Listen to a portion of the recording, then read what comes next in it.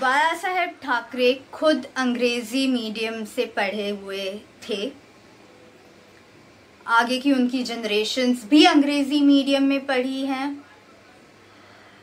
अमित ठाकरे कहिए या फिर आदित्य ठाकरे कहिए, ये सारे तो बॉम्बे स्कॉटिश के स्टूडेंट्स हैं, एलुमनाई ऑफ बॉम्बे स्कॉटिश, वो चलता है।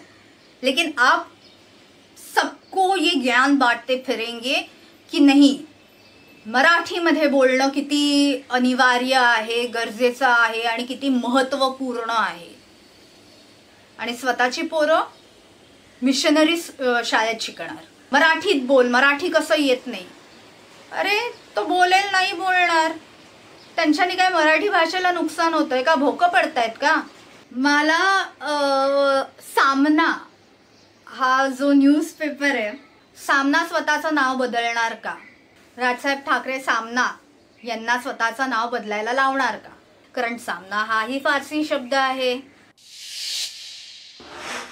तर केतकीच्या याच विधानानंतर राज्यामध्ये माय मराठीच्या प्रतिष्ठेला आणि इथे सुरू असलेल्या भाषिक राजकारणाला आणखी वेगळं वळण मिळण्याची शक्यता आहे। तसंच केतकीच्या या वक्तव्यानंतर भाषेच्या राजकारणाला वेगळं वळण मिळू शकतं। याच संदर्भात अधिक चर्चा करण्यासाठी आज आपल्या सोबत आहे खुद्द अभिनेत्री केतकी चितळे आणि उद्धव बाळासाहेब ठाकरेंच्या शिवसेनेच्या रेखा कोंडे यावेळेला आपल्या सोबत जोडल्या गेलेल्या आहेत। केतकीचं नेमकं काय म्हणणं आहे ते तर आपण पाहिलं, मात्र केतकी आज टार्गेटवरती सामना कशासाठी?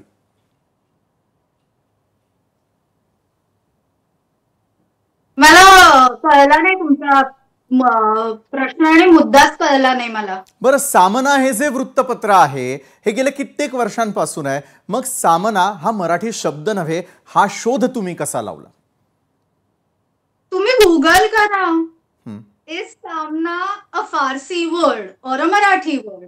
बरं, हे गूगल इंजिन वरती जरी टाकलं तरी तुम्हाला त्या शब्दाचं अख्खी माहिती मिळेल। किंवा the origin of the word सामना असं टाका, तुम्हाला मिळेल। बरं रेखा कोंडेजी, तुम्ही हा जो दावा केतकी यावेळेला करते आहे